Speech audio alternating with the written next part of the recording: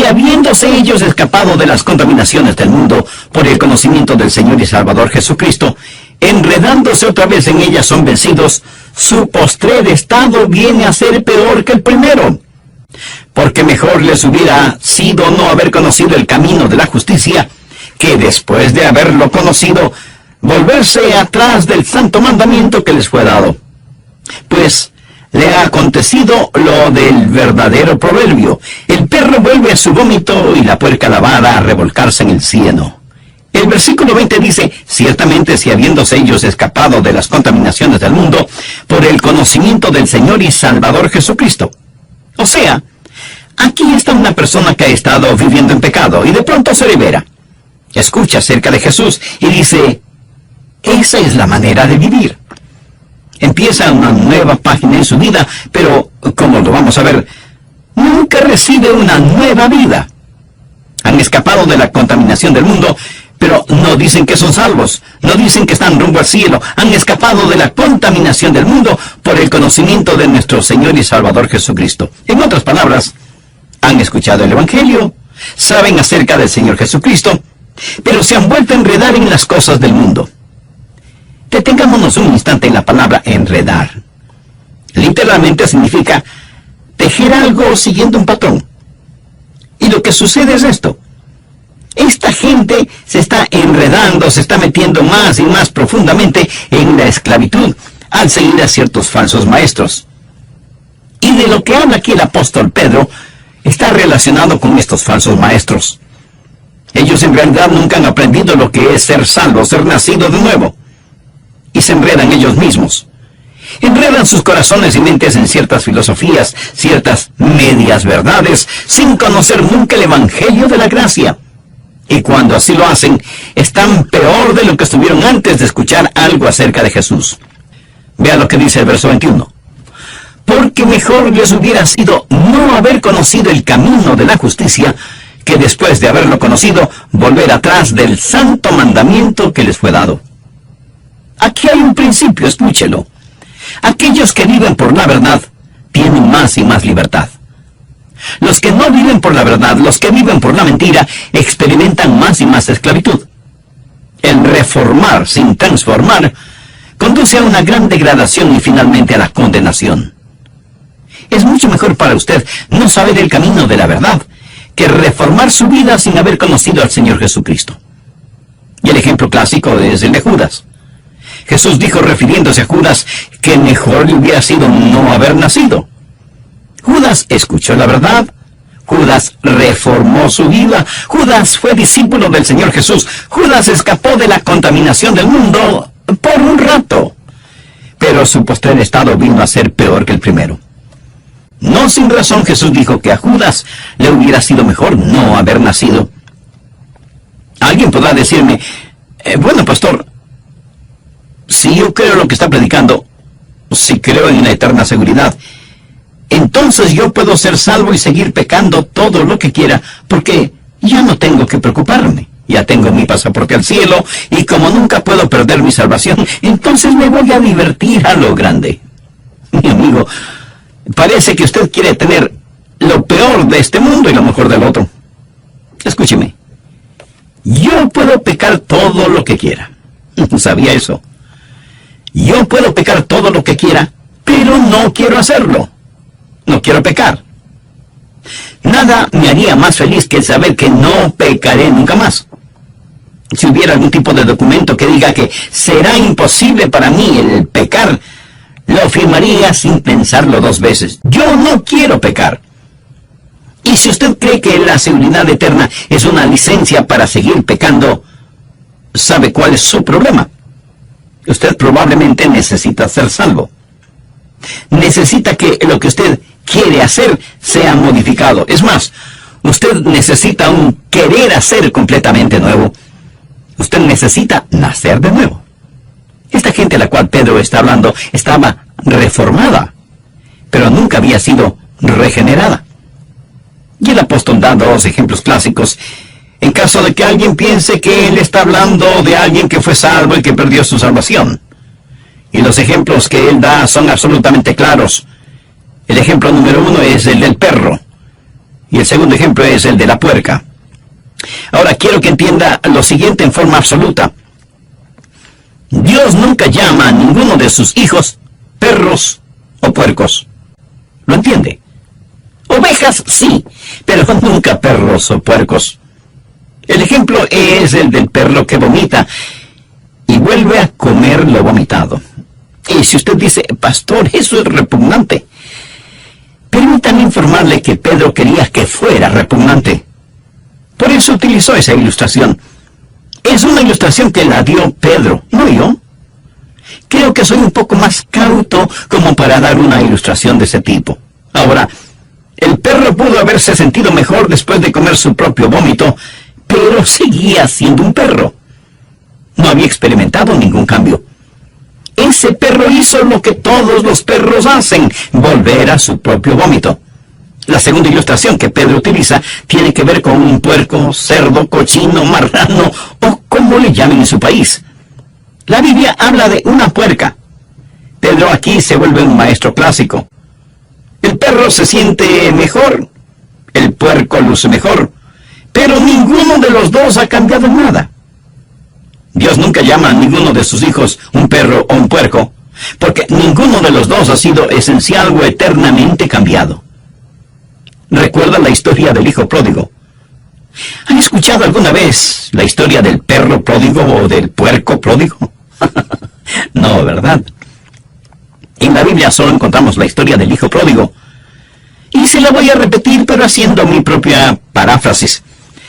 Cuando el hijo pródigo se encontró en el chiquero con los puercos, se dijo, estoy cansado de estar en este chiquero. No fui hecho para vivir entre puercos. Me levantaré e iré a mi padre. Y uno de los puercos le preguntó, ¿y qué tiene tu padre? Oh, mi padre tiene una casa hermosa y tenemos siervos.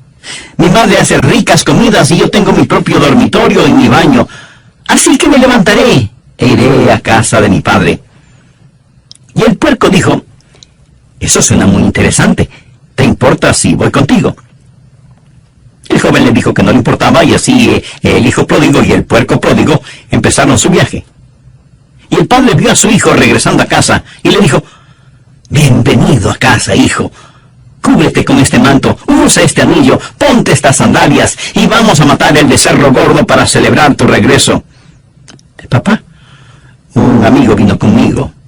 Es un puerco y quiere vivir en nuestra casa. Hijo, no hay ningún problema, tráelo. Pero la mamá del hijo pródigo dijo, un momentito. Tu amigo no puede entrar en la casa así, tiene que bañarse. Y el puerco preguntó, ¿y qué es eso? Pues que tienes que bañarte y sacarte toda esa suciedad. Y lo bañaron y le sacaron toda la suciedad de encima. Luego le dijeron que tenía que aprender algunos modales, que para comer tenía que ponerse una servilleta bajo la quijada y que tenía que aprender a sentarse junto a la mesa y usar la cuchara, el cuchillo y el tenedor. Le dijeron que no podía meter su hocico en la comida y que si iba a vivir en la casa ya no podría salir a revolcarse en el cieno y dormir en medio de la fetidez y las moscas. Y que cada noche antes de dormir en una suave cama tenía que bañarse. Mi amigo, ¿por cuánto tiempo cree usted que el puerco hizo todo eso? Por muy poco tiempo. Un día el puerco dijo, me levantaré e iré a mi padre.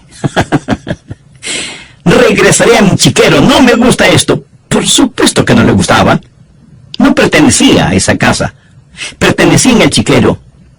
El Hijo de Dios no pertenece en un chiquero, pertenece en la casa de su padre. Es así de sencillo, es así de simple. El puerco lavado regresa al cieno. Pedro está hablando de reforma sin regeneración. Cualquier reforma sin regeneración hace a una persona peor de lo que era antes. Ahora veamos Mateo capítulo 24. Este es otro pasaje que la gente usa frecuentemente para tratar de probar que si somos salvos podemos perder nuestra salvación. Mateo 24, los versos del 11 al 13. Y muchos falsos profetas se levantarán y engañarán a muchos, y por haberse multiplicado la maldad, el amor de muchos se enfriará. Mas el que perseverare hasta el fin, éste será salvo. Y alguien pondrá ese versículo frente a sus ojos y le dirá, ¿lo ve? Si quiere ser salvo, tiene que perseverar hasta el fin. Es increíble como muchas personas miran las cosas 180 grados fuera de foco y dicen que para ser salvo hay que perseverar hasta el fin. Pero lo que Dios está enseñando aquí es que para que usted pueda perseverar hasta el fin, tiene que ser salvo. ¿Lo comprende? ¿Quiere saber quién es salvo? Aquel que persevera. Usted no es salvo porque persevere. Usted persevera porque ya es salvo. Los que perseveran hasta el fin son los salvos. No perseveran para ser salvos, perseveran porque ya son salvos. Creo que vale la pena que lo repita. Uno no persevera para ser salvo, sino que por ser salvo, persevera. Recuerdo un clásico sermón de un gran hombre de Dios que predicó durante una conferencia bíblica. Dijo, tengo buenas y malas noticias. Las buenas noticias es que Satanás no puede hacer nada contra usted, a menos que Dios se lo permita. Esa es una buena noticia, ¿verdad? La mala noticia es que Dios se lo ha permitido. Dios ha permitido que Satanás nos zarandee como trigo. Jesús le dijo a Pedro, Satanás sigue tus pasos, quiere zarandearte como a trigo. Pero noten lo que Jesús le dice en el verso 32, pero yo he rogado por ti que tu fe no falte, y tú, una vez vuelto, confirma a tus hermanos. Pedro, estoy orando por ti. Y por eso tu fe no decaerá. Y vas a tener que perseverar. Y es obvio que Pedro perseveró. El Pedro temeroso, el Pedro cobarde, el Pedro que juró con maldiciones que no conocía al Señor, últimamente nunca olvidó al Señor Jesús. La seguridad eterna es como un fuerte cinturón elástico que Dios pone alrededor suyo cuando se salva. Pudiera ser que usted se desvíe, pero Él sigue trayéndolo de regreso. Es el amor de Dios el que ora para que la fe de Pedro no decaiga. Pero en este mismo capítulo nos encontramos con otra persona, Judas. Veamos lo que dicen los versos 47 y 48. Mientras él aún hablaba, se presentó una turba. Y el que se llamaba Judas, uno de los 12, iba al frente de ellos y se acercó hasta Jesús para besarle. Entonces Jesús le dijo, Judas, ¿con un beso entregas al Hijo del Hombre?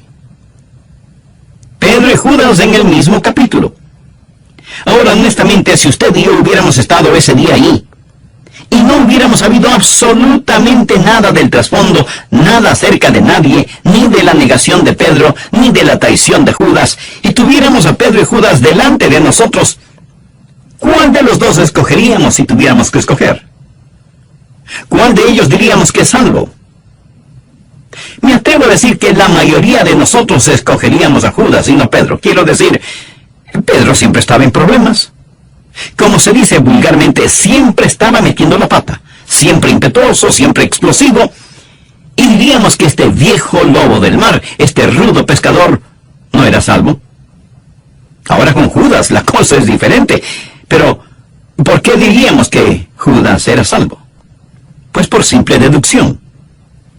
¿A quién nombra usted de tesorero?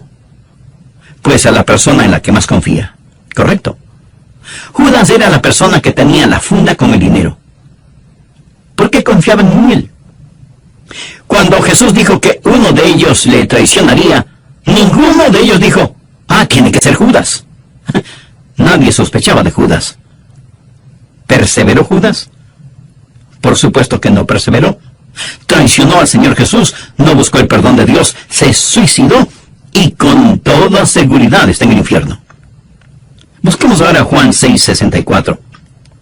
Jesús dijo, pero hay algunos de vosotros que no creen, y está haciendo referencia a quienes estaban a su alrededor. Jesús sabía desde el principio quiénes eran los que no creían, y quién le había de entregar. ¿Cree usted que todas estas cosas sorprendieron a Jesús? ¿Cree usted que él dijo, ¿cómo pude haber escogido a Judas, en quien confié, y ahora me traiciona? No, mi amigo, Jesús escogió a Judas sabiendo lo que iba a suceder. Jesús supo que Judas nunca creyó en él. Veamos lo que dicen los versos 70 y 71 de este mismo capítulo 6 del Evangelio de Juan. Jesús les respondió: no os he escogido yo a vosotros los 12, y uno de vosotros es diablo. Hablaba de Judas Iscariote, hijo de Simón, porque este era el que le iba a entregar, y era uno de los 12. Nada estuvo fuera de su control. De hecho, Jesús dijo que había escogido a Judas para que se cumpliesen las Escrituras. Ahora, seguramente usted me preguntará: pastor, ¿cuál es el punto de todo esto? El punto es que Pedro perseveró, y Judas no lo hizo. ¿Por qué Pedro perseveró hasta el fin y Judas no? Muy sencillo. Pedro tuvo fe. ¿Recuerda lo que Jesús le dijo a Pedro? Yo he orado por ti, para que tu fe no falte. Jesús no hizo esa oración por Judas. Jesús sabía desde el principio quienes no creían en él. Judas nunca creyó, Pedro sí creyó. Y aquellos que perseveran hasta el fin son los que son salvos. Amigo, le pregunto, ¿tiene usted esa salvación? ¿Está usted persuadido de su seguridad eterna? La única forma de ser salvo y tener seguridad eterna es por medio del Señor Jesucristo, por medio de la fe. Algunas personas, interpretando varios textos bíblicos fuera de contexto, dicen que quienes son salvos pueden perder su salvación. Una cosa es parecer ser salvo, y otra muy diferente, el ser salvo de verdad. Por eso es que el apóstol Juan en el capítulo 2, verso 19 de su primera epístola dice: salieron de nosotros, pero no eran de nosotros. Porque si hubiesen sido de nosotros, habrían permanecido con nosotros. Pero salieron para que se manifestase que no todos son de nosotros. Por lo tanto, aquellos que se van, no pierden su salvación. Los que no perseveran no pierden su salvación porque nunca la tuvieron. Bien, veamos otro pasaje que la gente usa para decir que los que son salvos pueden perder su salvación. Busque el capítulo 15 de Juan, empezando en el verso 5. Yo soy la vid, vosotros los pámpanos. El que permanece en mí y yo en él, éste lleva mucho fruto, porque separados de mí, nada podéis hacer. Y algunos estarán pensando: yo puedo hacer algo. Esa es su opinión personal. Jesús dice: separados de mí, nada podéis hacer. Sin él, no importa lo que hagamos, somos como cero a la izquierda. Y Jesús sigue diciendo: el que en mí no permanece, será echado fuera como pámpano, y se secará. Y los recogen y los echan en el fuego y arden. Si permanecéis en mí y mis palabras permanecen en vosotros, pedid todo lo que queréis, y os será hecho. En esto es glorificado mi Padre, en que llevéis mucho fruto, y seáis así mis discípulos. Y alguien dirá: bueno, este es un cuadro de alguien que estuvo en Cristo, y sin embargo es separado de Cristo. Es lanzado al fuego y allí arde.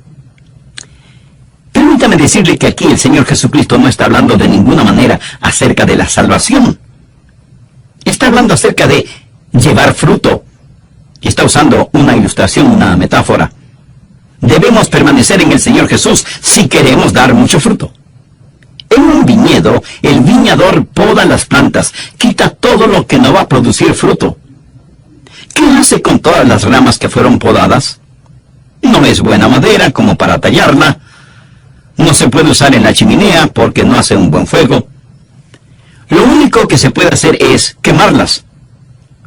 Lo que el Señor Jesús está diciendo es esto: si no permanecen en mí, son buenos para nada. ¿Qué le parece? Buenos para nada. ¿Es usted un cristiano bueno para nada? Escuche, Él no está hablando ni del cielo, ni del infierno, ni de la salvación. Está hablando acerca de llevar fruto. Es lo mismo que el apóstol dijo: no quiero ser un inútil, una persona buena para nada. Nunca trate de sacar su teología de una metáfora, de una ilustración. Usted aprende su teología de las epístolas, no de las ilustraciones, parábolas o metáforas. De estas usted aprende maravillosas y prácticas verdades. Si como creyentes vamos a dar frutos, necesitamos permanecer en el Señor Jesucristo. Veamos algo más en Hebreos capítulo 6. He dejado esto para lo último porque esto es lo que mucha gente usa para realmente probar que de alguna manera podemos perder nuestra salvación. En esta porción, el autor de Hebreos está hablando de una imposibilidad. Dice que hay algo que es imposible. Hebreos 6, desde el verso 4.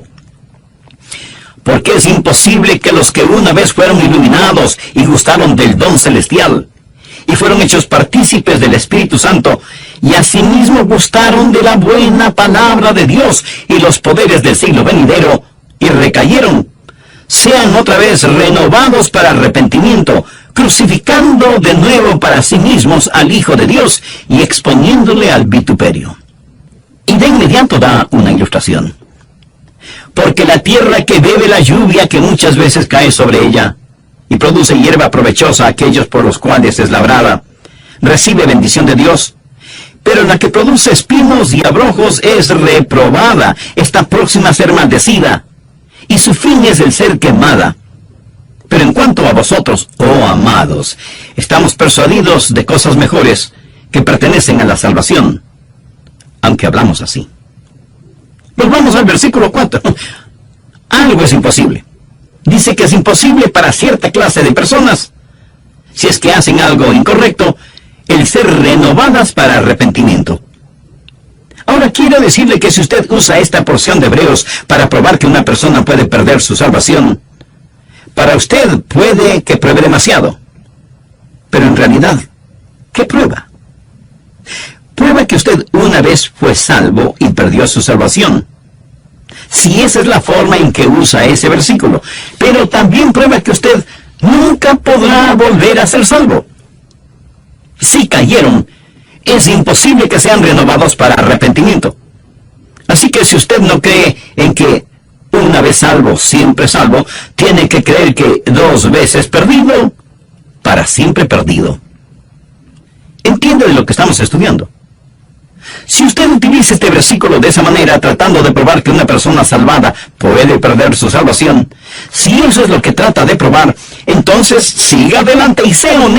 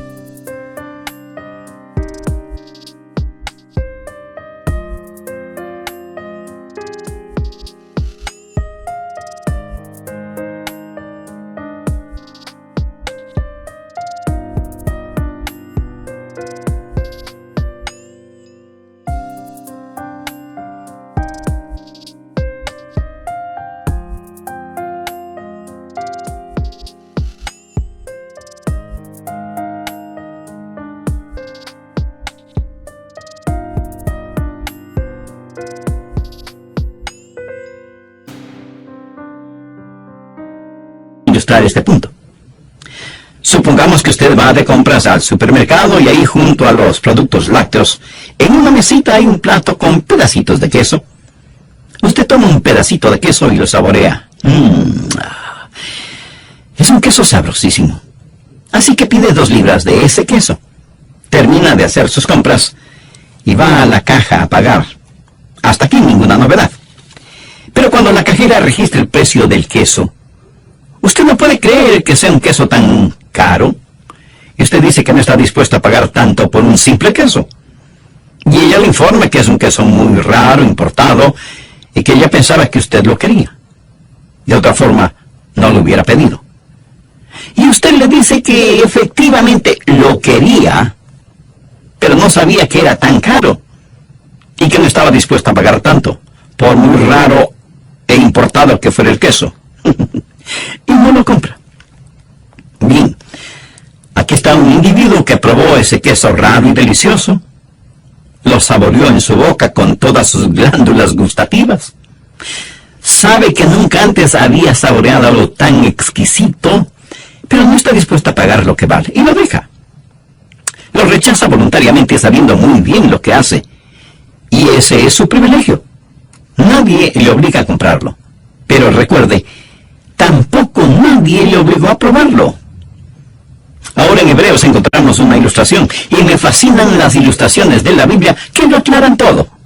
Leamos nuevamente Hebreos 6, los versos 7 y 8. Porque la tierra que vive en la lluvia que muchas veces cae sobre ella, y produce hierba provechosa a aquellos por los cuales es labrada, recibe bendición de Dios. Pero la que produce espinos y abrojos es reprobada, está próxima a ser maldecida, y su fin es el ser quemada. Bien, ahora vamos a usar nuestra imaginación santificada. Suponga un lote de terreno sembrado con una clase de semilla, y al otro lado, otro lote de terreno con otra clase de semilla. Los dos lotes están separados por una cerca.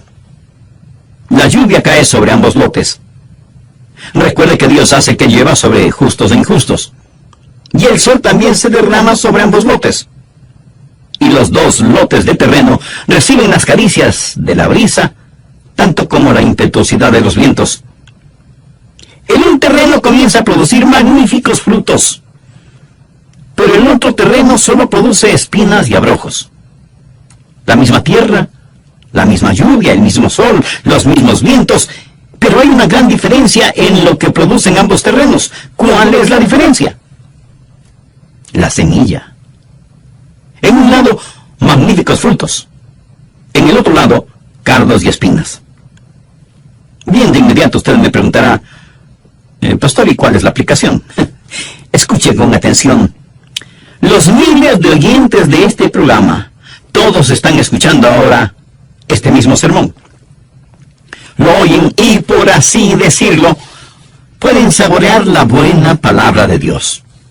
El Santo Espíritu de Dios trabaja en ambos lados. Y algunos de los que escuchan dirán, sí, a Jesús. Pero otros, en cambio, le dirán, no. Algunos producirán buenos frutos. Otros producirán espinos y abrojos. Esto no depende ni del sol, ni de la lluvia, ni de los vientos. No depende ni siquiera del terreno. Todo depende de la semilla que está en el corazón. El libro de Hebreos fue escrito para los judíos. Y habla de los judíos que estaban abandonando sus viejos caminos para caminar en el nuevo camino. Estaban saliendo de la antigua dispensación, la legislación del Antiguo Testamento, hacia un nuevo camino. Pero muchos de estos judíos y muchos de los primeros discípulos que vinieron al nuevo camino tuvieron que darle la espalda a las cosas antiguas. Y cuando así lo hicieron, fueron perseguidos y muchos de ellos fueron condenados a muerte. Y francamente, como el hombre que compró el queso, no quisieron pagar el precio. Así que le dieron la espalda al Señor Jesús. Lo habían probado, lo habían comido, lo conocían, sabían del Espíritu Santo, estuvieron en la sinagoga, habían escuchado la lectura de las Escrituras, habían escuchado el testimonio de los apóstoles, habían visto las vidas cambiadas. Todo lo habían visto. Pero el libro de Hebreos fue escrito para aquellos que tienen la tendencia de regresar a su antiguo judaísmo, a sus viejos caminos. Aquí están dos judíos. El uno es un genuino creyente, el otro no lo es. Nunca ha sido salvo. Él tiene mucha influencia, pero nunca ha sido salvo. Y alguien con autoridad viene y les dice, veo que son seguidores de Jesús de Nazaret. ¿Es cierto? Y ambos hombres contestan que sí. Y les dice, quiero que sepan que si persisten en seguir a Jesús, encontrarán la muerte. ¿Lo entienden? Y el verdadero creyente responde, estoy listo a morir. Si usted lee el capítulo 11 de Hebreos, sabrá que en verdad muchos creyentes fueron asesinados. Si tengo que morir violentamente, pues moriré. Pero jamás negaré a mi Señor Jesucristo. El otro hombre contestó, mire, esto es solo religión después de todo. No hay nada que me impida el volver a mis viejos caminos, que eran bastante buenos. Voy a volver a mi antigua vida, pero no me mate. ¿Cómo saber que este hombre hablaba en serio?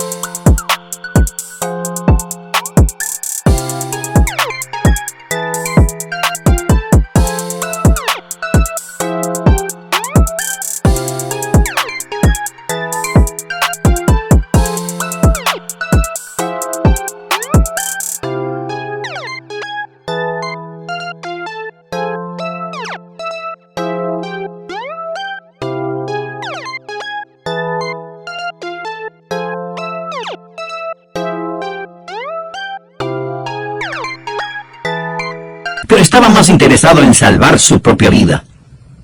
Había saboreado, sus ojos habían sido abiertos, había sido iluminado, pero no quiso pagar el precio. ¿Sabe lo que él hizo cuando hizo lo que hizo? Cometió el pecado imperdonable, por lo tanto es condenado y en camino al infierno.